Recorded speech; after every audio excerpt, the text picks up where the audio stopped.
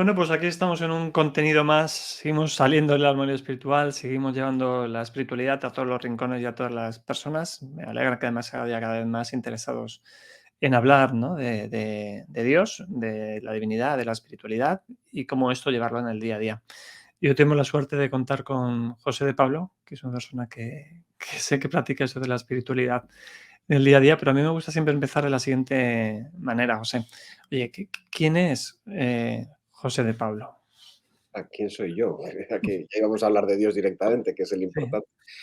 Pues mira, yo soy jesuita, tengo 52 años, ahora mismo vivo en Salamanca, he vivido en distintas ciudades y países y, y me dedico a la espiritualidad. Aquí este es el Centro de Espiritualidad de San Ignacio en Salamanca y a la vez pues soy como el capellano, coordinador desde la iglesia de una comunidad de vida cristiana, de espiritualidad ignaciana, que se llama CVX, y que está en 20 son 23.000 personas y están en 76 países a lo largo de todo el mundo.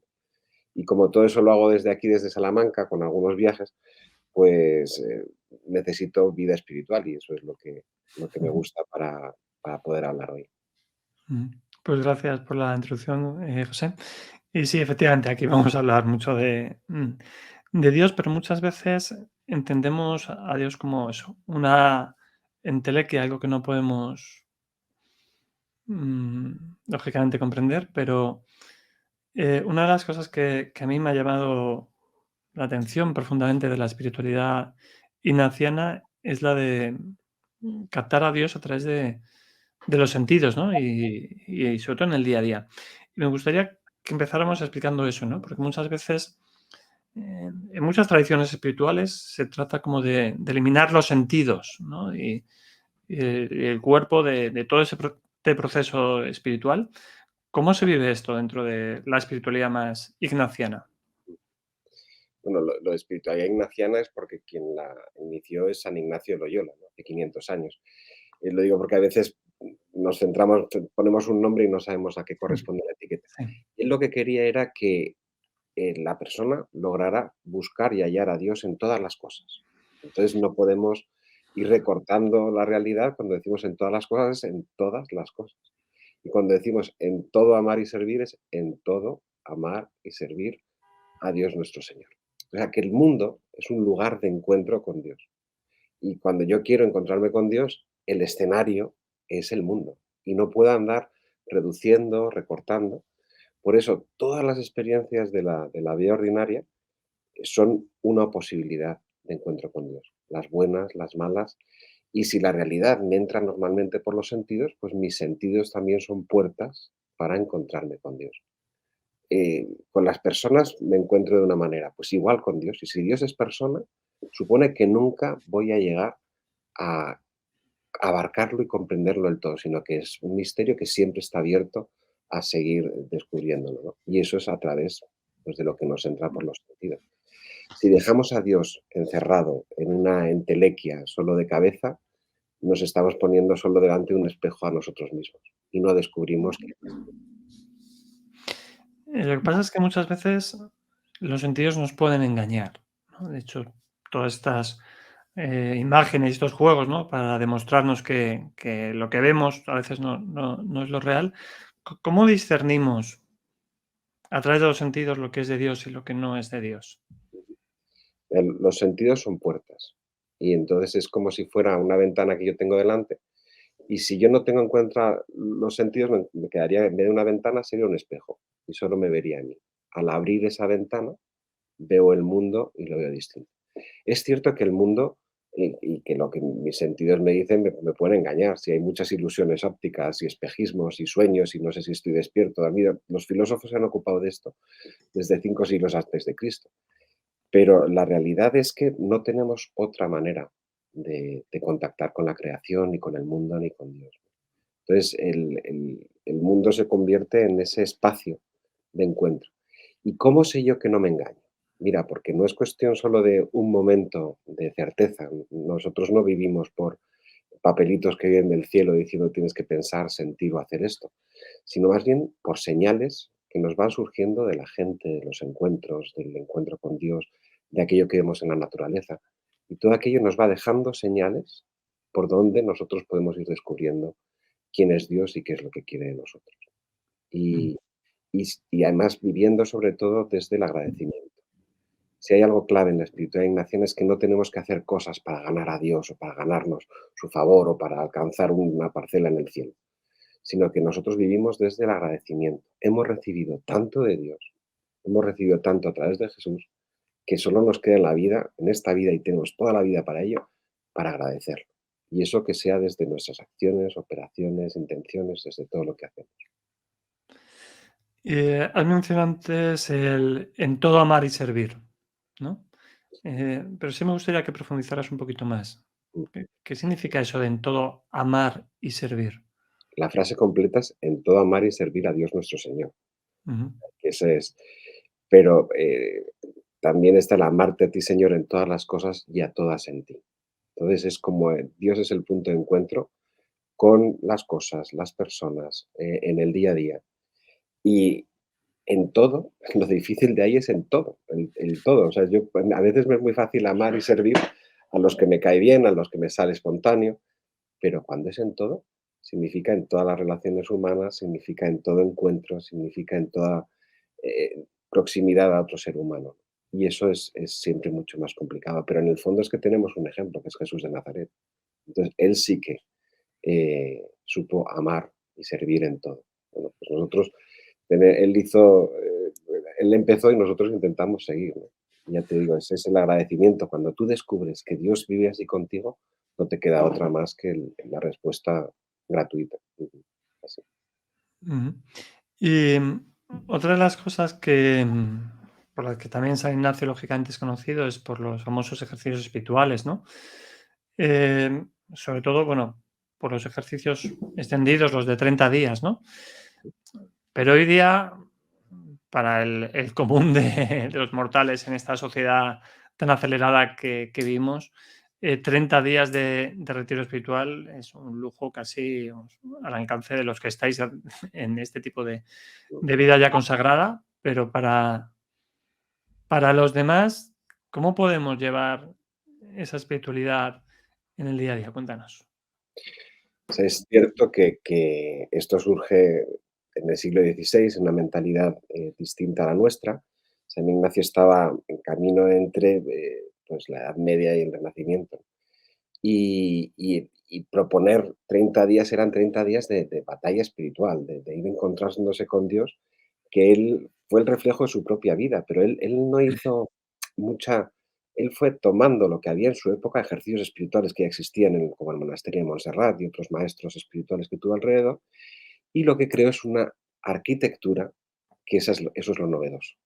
Cómo ir en una estructura de 4 semanas haciendo una vía a la vez eh, purgativa y a la vez iluminativa, de unirse con Dios, ¿no? Es como si a la vez se diera el despojarse de aquello que no me permite avanzar y encontrarme y adentrarme en el misterio de Dios. Pues esa experiencia, fundante en Manresa en 1522, pues resulta que se puede seguir, y él lo hace, va escribiendo ese libro a lo largo de su vida. No es un libro escrito de una vez, no es un libro de los ejercicios espirituales, no es un libro dictado, porque muchas veces en los tiempos barrocos nos ha dado por escribir, o digo, de escribir a San Ignacio como recibiendo el dictado de la Virgen María de los ejercicios espirituales. Es más complejo que eso, es un libro que va escribiendo y que todo su afán es que sea aceptado por la Iglesia y que esto ayude a más gente. Y en ese ayudar a más gente, él abre muchas posibilidades para hacer ejercicios espirituales. O sea, que no solo serían las 4 semanas, los 30 días, que ese es el lujo de los que los hemos podido hacer así en la vida. Yo pues he tenido la suerte de poderlo hacer 2 veces, cuando tenía 19 años y cuando tenía 38. Y entonces son 2 experiencias completamente distintas, pero es de la experiencia de ponerse delante de Dios con todo lo que eres, de manera absolutamente, abierta, para dejar que Dios, pues, vaya comunicando, ¿no? Y entonces ese ir comunicándose con Dios, dejando que Dios entre, usando para rezar tanto la cabeza, la razón, como la imaginación, como las horas sentadas en la capilla y a la vez los paseos, ese silencio interior que se convierte en una experiencia indispensable para encontrarse con Dios, eso se puede ir haciendo, o bien, ya te digo, en todo el mes, o bien irlo viviendo en la vida ordinaria de manera que vas creando espacios y tiempos sagrados en tu vida para el encuentro con Dios. Y ahí vas descubriendo que todo es una oportunidad para encontrarse con Dios. Todo es una oportunidad para ver el fondo de las cosas, para no quedarse en lo superficial, para ahondar y que llegue un momento, pues como San Ignacio al final de su vida, que le daba así una florecilla y decía, ya sé lo que me estás diciendo, ¿no? Como dejar que toda la realidad te hable de Dios. Eso es, bueno, pues una experiencia preciosa y eso es parte de la experiencia de los ejercicios espirituales, que ya te digo que modalidades hay un montón y cada uno tiene que poner de su parte para encontrar su manera y ponerse a tiro, ¿no? O sea, que no me De vale la excusa de, claro, vosotros los curas y las monjas podéis hacerlo así porque podéis y tenéis tiempo. Lo siento, queridos laicos. San Ignacio escribió los ejercicios siendo laico. No era ujú. sacerdote hasta muchos años después. O sea, que la experiencia esta es de iglesia, es de todos. Sí, de hecho, por poner un poquito de contexto histórico, como has hablado que esos ejercicios son una batalla interna, simplemente recordar que San Ignacio era militar y de hecho su conversión se produce cuando es herido en batalla, defendiendo un castillo, ¿no? Por una bala de cañón. En Pamplona, Y, sí. ¿eh? Fue en Pamplona, sí. Pamplona, sí, defendiendo las murallas de Pamplona.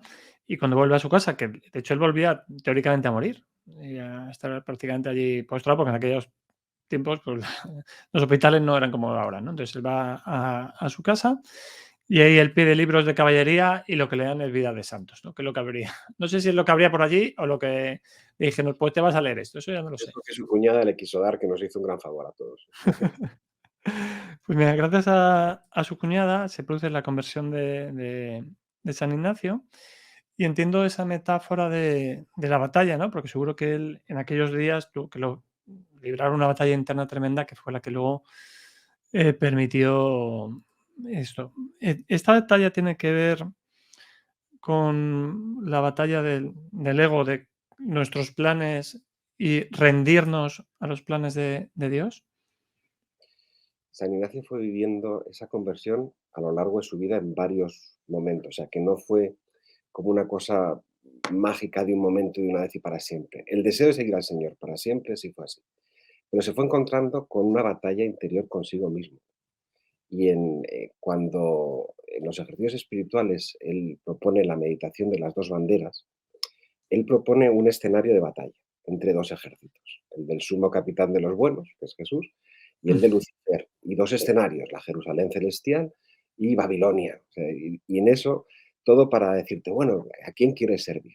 ¿Al Señor Jesús que vas a favor de la pobreza, del servicio, del menosprecio, de la humildad?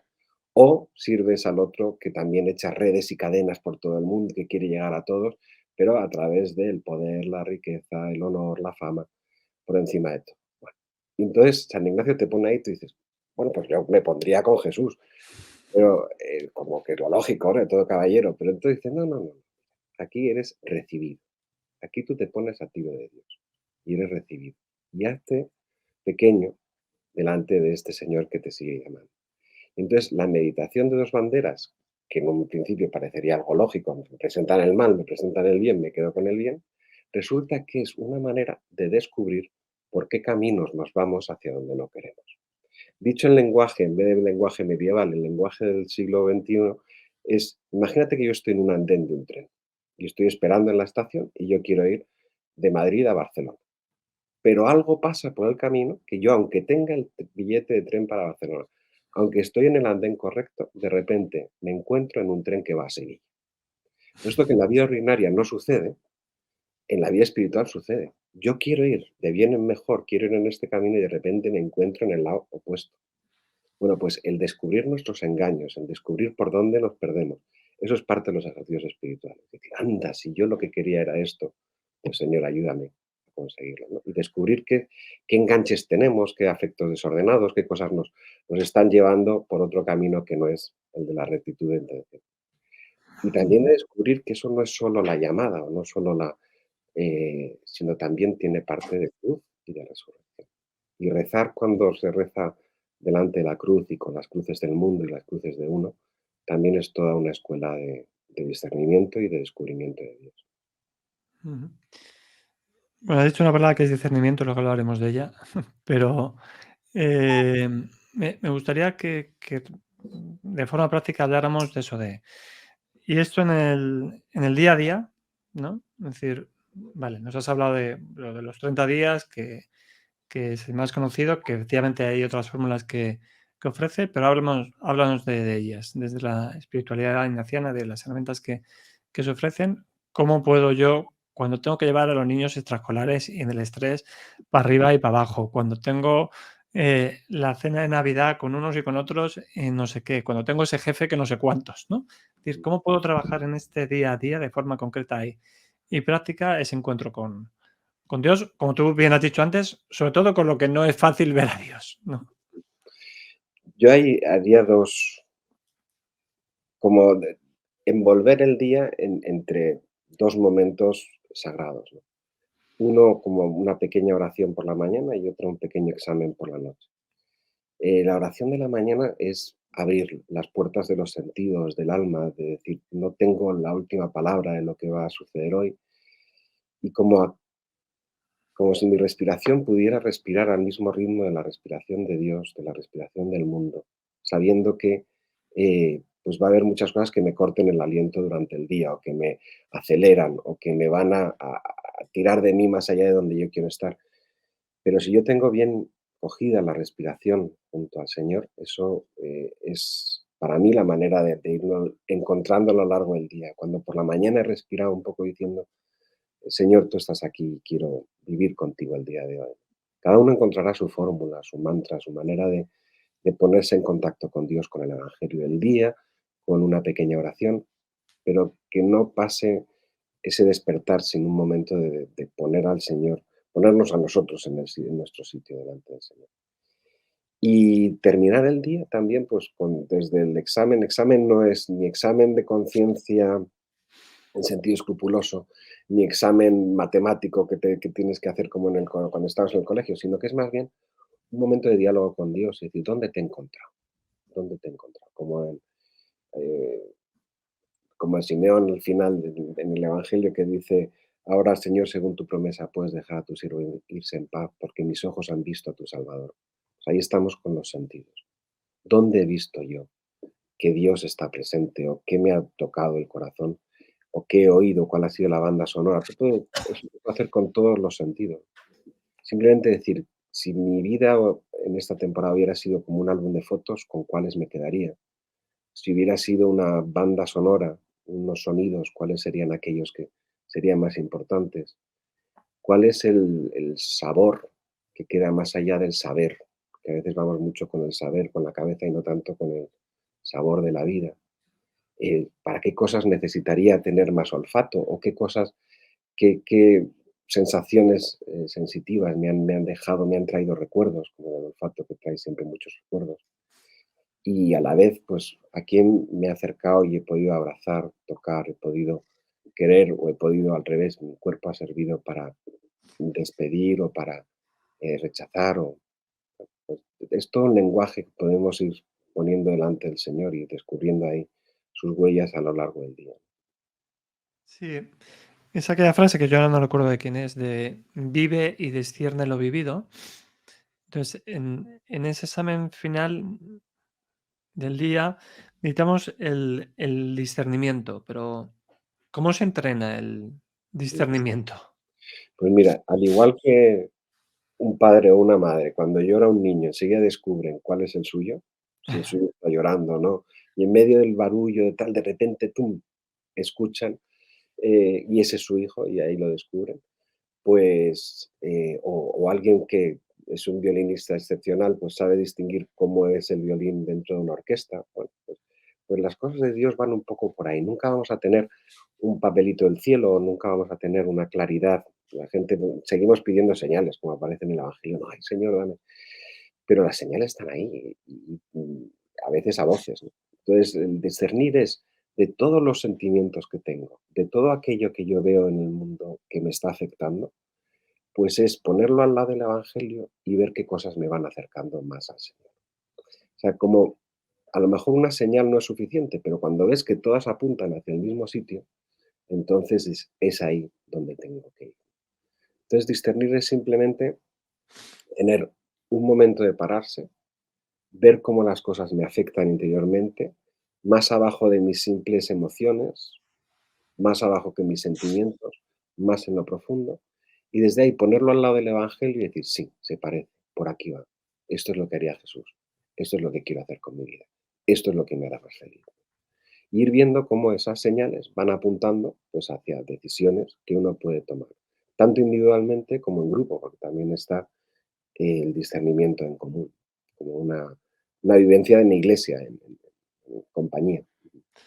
Mira, acabas de sacar un tema que me parece que también es importante, el tema de la iglesia. Vamos a hablar también con mucha claridad, ¿no? Sobre todo en nuestra generación, más o menos, ¿no? La gente que era de los 60, 70, incluso los 80, todavía hay mucho enfado con la iglesia. Cuando hablo de la iglesia, no hablo de lo que podemos entender a lo mejor tú y yo como madre iglesia, sino de iglesia como institución, como organismo, como jerarquía. Em, y me gustaría que habláramos con esto claramente, ¿no? ¿Qué entiendes tú como iglesia y qué les dirías a esas personas que tienen esa reticencia o ese rechazo a la institución o a determinada jerarquía, a determinadas partes de la iglesia? Vamos a ver, yo parto de sentir la iglesia como mi familia. Soy de una familia numerosa y muy extensa. Y pensar en la iglesia también a lo largo de todo el mundo. Entonces procuro siempre tener una imagen lo más amplia posible de la iglesia, ¿no? Porque si no me quedo solo en los malos ejemplos, me quedo solo en lo triste, me quedo solo en lo que no funciona y cuando precisamente lo que he visto en mi vida es, pues la iglesia llega donde nadie llega, se va construyendo poco a poco, es la gente, es la... O sea, aquí sí que te digo cómo he visto nacer iglesia en la India, en Perú, en Chile, en muchos lugares donde nadie llegaba y no había nada, pues cómo la iglesia crea no solo templos, sino hace que las personas se sientan importantes y que sean templos. Por lo cual, mm, y a la vez me siento súper unido cuando estoy en Roma y voy al Vaticano y rezo allí, pues me siento unido a todas esas realidades por todo el mundo. O sea, que y eso es para mí la iglesia, algo que es de Dios y que está por todos lados. Lo triste, la parte más difícil y la parte más dura y que pues, toca de cerca, porque pues cuando pasa algo en tu familia, te toca de cerca cuando hay abusos, cuando hay situaciones de, pues eso, de búsquedas de poder o de no escucharse unos a otros, pues bueno, lo siento como un problema dentro de mi familia. A la vez creo que si miramos con una visión histórica, creo que estamos en muchas cosas mucho mejor que en siglos pasados. Lo que pasa es que siempre queremos quedarnos con lo malo, ¿no? Y lo que hay es un desconocimiento bastante grande. Yo creo que en la iglesia se puede estar. Si ahora pensamos en iglesia como templo, tú puedes estar o pegado al sagrario más adelante, más atrás. Pues ahora nos tocaría estar un poco en la puerta con un pie dentro y otro fuera para animar a la gente a entrar, para acoger cuando entran, despedir cuando se van, dar las gracias por todo lo que la gente hace dentro de la iglesia y transmitir una visión positiva que a mí, cuando me dicen todos los curas son unos tales y unos cuales, digo, ¿cuántos curas conoces? Y dice, pues a ti, digo, y yo soy un tal y un cual. Dice, no, hombre, tú no. Y digo, bueno, pues vamos a empezar.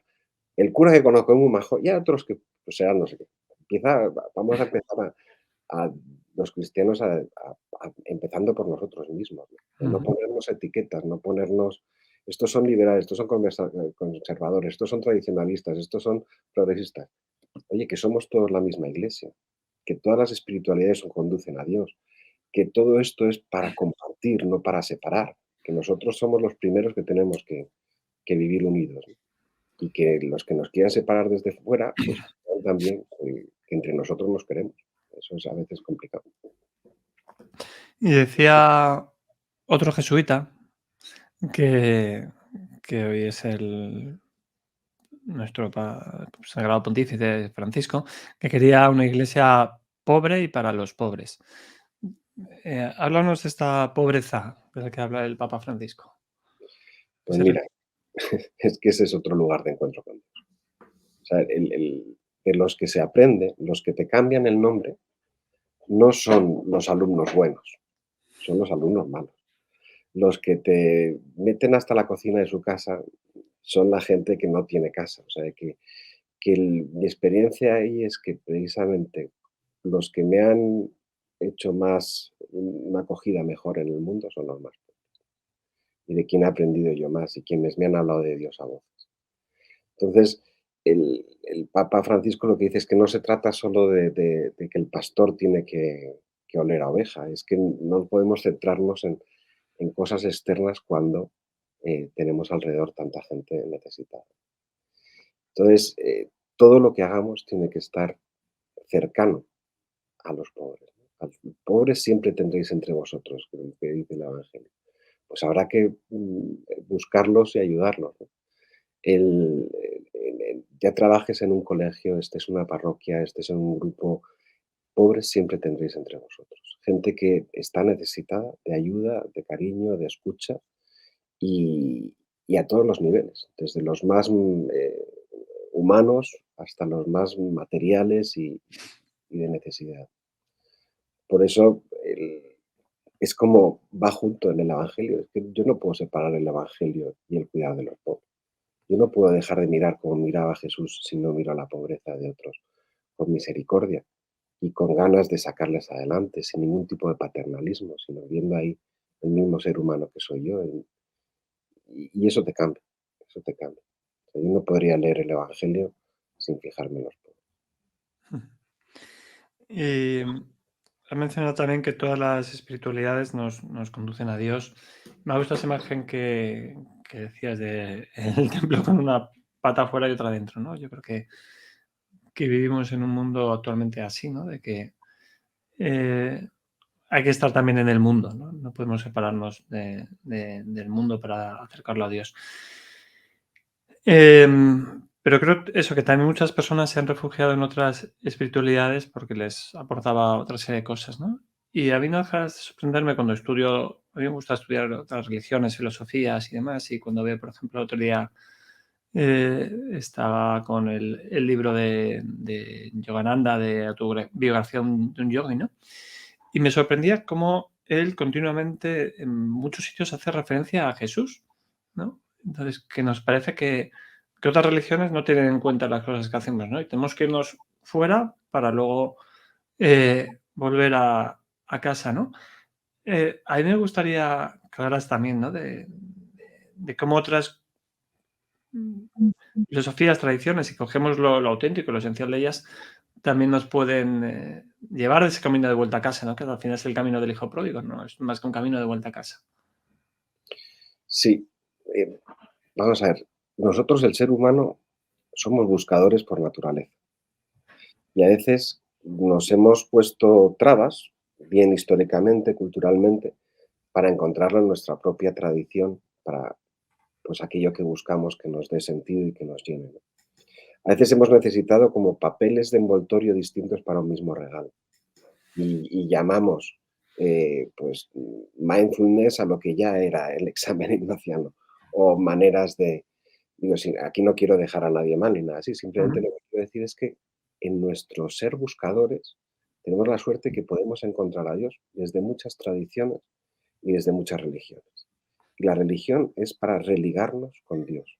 Y si una religión no te ayuda a religarte con Dios, vete buscando, vete buscando. Y en esto hay una tradición común a todo lo humano, ¿no? Y lo cristiano no es ni una más ni la mejor. Yo creo que también tenemos que ser muy humildes y respetar las búsquedas de cada persona en su espacio vital. A la vez, porque en esa conversación encontraremos mucho también de Dios y el que ha probado lo de Dios y lo ha escuchado también lo escucha en eco en otros y en otras tradiciones. Yo recuerdo, hace años íbamos con un grupo de universitarios varios veranos a la India, ¿no? Y la primera semana era para ir recorriendo distintos templos de distintas religiones, un poco de aterrizaje y un poco para ver pues toda la variedad. Y eso les llevaba a muchos de ellos a cuestionarse cuál era su religión. Pero a la vez a otros más avanzados en el cristianismo les hacía sentirse más unidos a toda una realidad cambiante, distinta, pero en búsqueda de Dios, en búsqueda de lo sagrado, en búsqueda de espacios de encuentro. Y eso ahí es donde los seres humanos nos encontramos unos con otros. A mí me gustaría que fuéramos tan abiertos como para poder mostrar aquello que nos da fuerza y vida.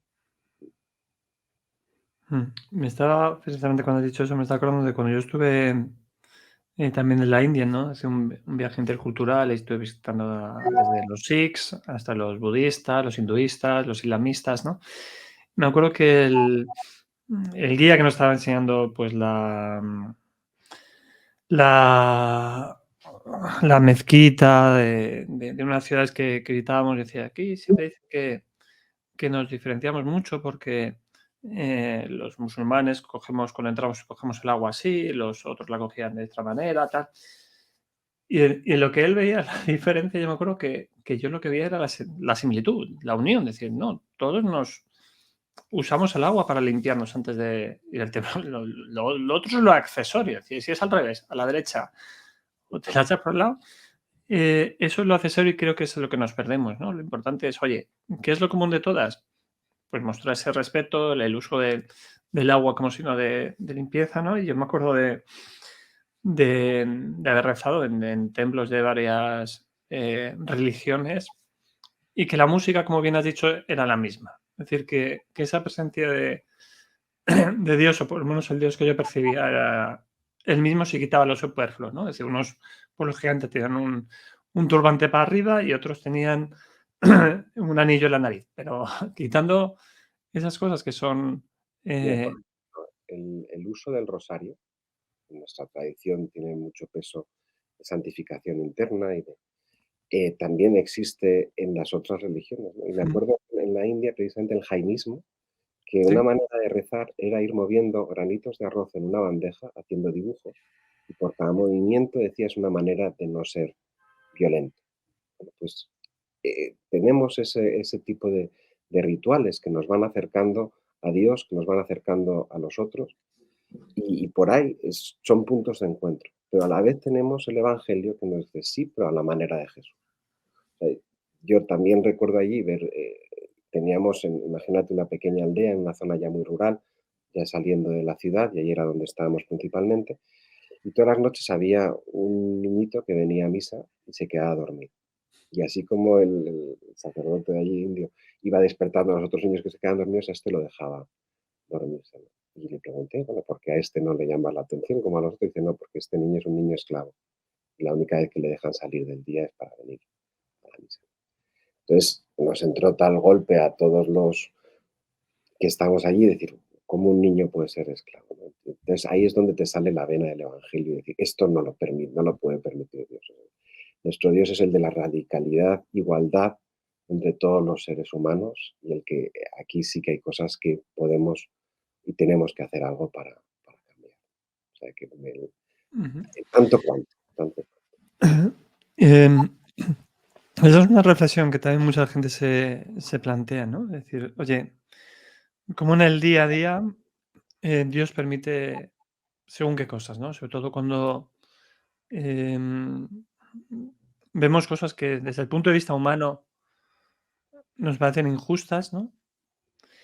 Y el otro día contaba un cuento, ¿no? En este caso es Sufino, que decía que estaban, bueno, eran unos niños judíos que se habían encontrado 3 niños, 10 monedas, ¿no? Entonces, se encuentran a un rabino y dice: "Oye, rabino, tenemos aquí 10 monedas, somos 3, ¿cómo nos dividimos las monedas?", ¿no? Y le decía el rabino: "Pues mira, ¿quieres que os las reparta en función de la justicia de Dios o de la justicia de los hombres?".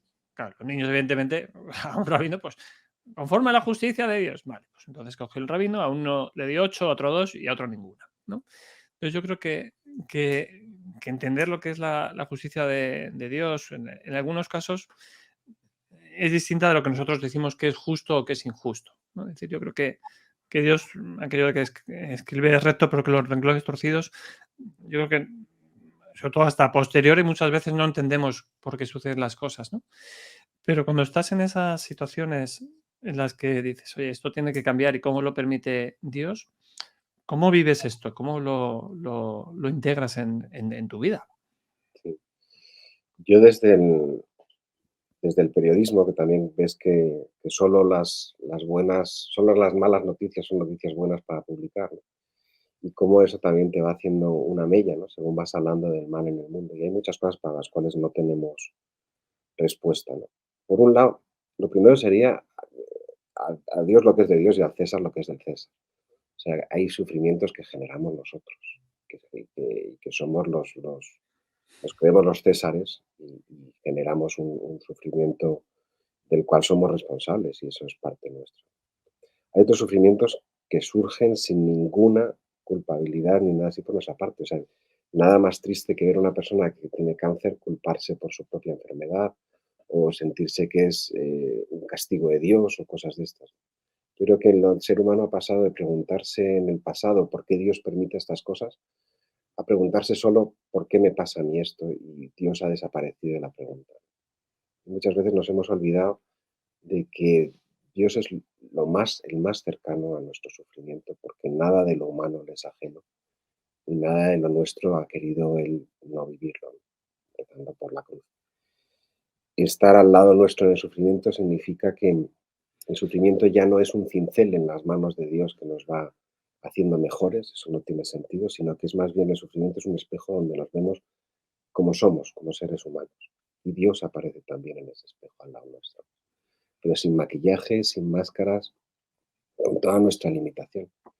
Y en muchas cosas nos hemos sentido que somos superhéroes, que no tenemos limitaciones, que podemos con todo y si el sufrimiento y nuestra limitación humana sigue diciendo, no, no, no, estar aquí eres limitado, eres parte de una creación que no ha terminado y que poco a poco va avanzando a su plenitud y a su completitud en Dios, pero que todavía nos quedan. Hay imágenes desde la teología de la liberación que dicen los ríos del sufrimiento tú los ves, pero sus fuentes ya se han secado con la salvación de Jesucristo, ¿no? Entonces está como terminando de pasar el agua del sufrimiento por nuestras vidas y llegará un momento en el que, bueno, se abre esa esperanza también, ¿no? Pero es una esperanza activa, es una esperanza que nos pone en movimiento, que nos ayuda a reconocer cuál es nuestra parte y que nos ayuda a ver a Dios al lado de lo que no entendemos ni tenemos respuesta para ello. Siempre será el sufrimiento un lugar de misterio, de encuentro con Dios y de encuentro con nuestra realidad más profunda como seres humanos. Y en ese encuentro con Dios hay una herramienta que ya has mencionado antes y que quería ahora ya retomar, que es el tema de la oración, ¿no? Es decir, como ese diálogo y ese espacio para encontrarnos con Dios, hablas de la primera hora de la mañana, lo has mencionado en otra ocasión también como esa herramienta que tenemos a nuestra disposición. Eh, ¿Cuál es la forma correcta de orar? Deme la pregunta. Pues primero no hay forma correcta, hay muchísimas formas de rezar, desde la bendición de la mesa hasta el rosario, hasta hacer una hora de meditación, y no hay ninguna mejor que otra. Tampoco hay mi oración como sacerdote no vale más que la tuya como laico. Todas valen lo mismo. Todas tienen el valor que es nuestro medio de encuentro con Dios, con la realidad. O sea, eso es lo primero que hay que hacer. ¿Cómo se reza? Pues mira, yo lo primero que haría sería estar atentos a la respiración, a poder poner, calmarnos delante de Dios y poder dejar que entre la vida y que salga aquello que nos preocupa. Y dejar que Dios pues vaya haciendo de las suyas con las nuestras y vaya encontrándonos por el camino. Entonces, un primer acto de ponerse no ponerse en la presencia de Dios como si fuera uno el que hace algo, sino de caer en la cuenta de que siempre estamos en la presencia y dejar ahí la respiración suficiente como para quedarse un poco, de abrirse ante alguien que está siempre ahí queriéndonos. Luego dejar que Dios nos vaya haciendo. Esto es como lo del el alfarero que de tanto darle al barro que somos nosotros, pues algo del alfarero ha pasado al barro y algo de ese barro está incrustado en la piel del alfarero. Pues así estamos nosotros metidos en las manos de Dios cuando nos ponemos a rezar y nos ponemos a pedir. ayudarnos con alguna lectura de la Biblia, del Evangelio del día, de algún salmo, jugar con nuestra imaginación, imaginarnos a Jesús y de estar en diálogo con Él y desde ahí volver otra vez, si me pierdo, a la respiración, a darle gracias y terminar con un coloquio, con aquello que me queda por dentro después de ese rato. Pues empezar con la respiración, dejar que entre el aire, dejar que Dios haga de las suyas con las nuestras, para luego seguir el día desde ahí. Una receta estupenda, por supuesto, para el que quiera profundizar, ya os lo anticipo, porque yo además estoy ahora aprendiendo también ahí. La espiritualidad ignaciana también tiene a disposición estos ejercicios espirituales en el día a día. Dejaremos luego ya en la descripción el enlace para el que quiera. Oye, es una puerta más, como tú has dicho, es una fórmula más y yo creo que es interesante también ofrecerle que la gente hable de ella. Pero claro, aquí hemos hablado mucho de Dios, pero claro, no hemos, mm, como has dicho, hemos hablado de espiritualidad ignaciana y tú has aclarado qué era, pero oye, esto de Dios, ¿qué es Dios? Dios no es una cosa, no es un qué, es un quién. Y entonces es alguien con quien yo me puedo relacionar personalmente. Para mí Dios es el soporte de todo. el- Alguien sin el cual mi vida no tendría el sentido, no encontraría razón. Alguien que me conecta con el mundo, con la naturaleza, con la creación, con las personas, que me lleva a la acción de gracias continuamente por estar vivo, por poder hacer con mi vida grandes cosas, que me saca lo mejor de mí mismo, que tiene un plan de amor para mí y para los otros, y que en el proceso de irlo descubriendo se va gastando la vida y se va dando. Y cuanto más podamos compartir esta alegría y esta paz interior con otros, pues mejor. Más estoy, más cerca me siento de Dios. Entonces, es curioso porque es algo que cuanto más das, más tienes. Cuanto más piensas que estás divagando, más le encuentras. Cuanto te vas más lejos, más profundo está. Es una experiencia a lo largo de la historia que nos une a la humanidad en lo más radicalmente divino que tenemos cada uno de nosotros. Ujú. Fíjate, yo es un ejemplo para entender esto de que de que el amor se multiplica. Yo trabajo mucho sobre todo con mujeres, ¿no? Y cuando digo, oye, cuando tú tienes un hijo a que le amas muchísimo, sí. Digo, y cuando tienes otro hijo, ¿qué pasa con ese amor? ¿Lo divides entre los dos hijos o se expande, se multiplica? Y dice, no, tengo más amor todavía, ¿no? Y yo creo que es eso, ¿no? La expansión o la extensión del amor de Dios que se hace más grande es esa capacidad de seguir amando más, ¿no? Y creo que es lo maravilloso de esta relación que tú decías, ¿no? Yo creo que amor es relación al final, ¿no? Y si no tengo un Dios con el que me puedo relacionar, pues es complicado, ¿no?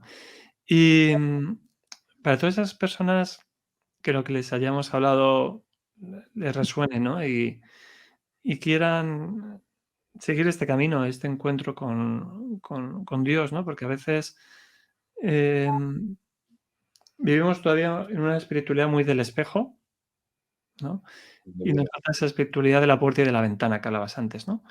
Es decir, ¿cómo podemos dar los pasos para abrir esa puerta y conectar con esta humildad de, oye, mira, soy parte de algo más grande y que yo solo no puedo?